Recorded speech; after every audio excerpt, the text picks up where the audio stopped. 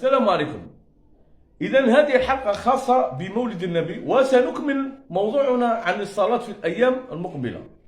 إذا الأمة الإسلامية في هذه الأيام تحتفل بمولد النبي خاتم النبيين، اللهم صل عليه صلى الله عليه.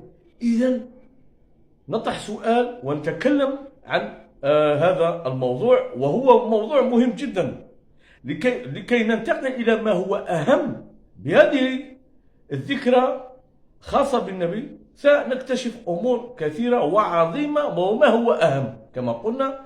إذا مولد النبي، سؤال للجميع: هل فكرتم يوما أن مولد النبي يدور حول السنة؟ ذكرى ولادته تدور حول السنة، رغم أن حسب التاريخ يقولون أنه ولد في 12 ربيع الأول، يعني في فصل الربيع كما يقولون أو كما يزعمون. لماذا يدور حول الفصول؟ وانتظرون التوضيح أكثر. السلام عليكم.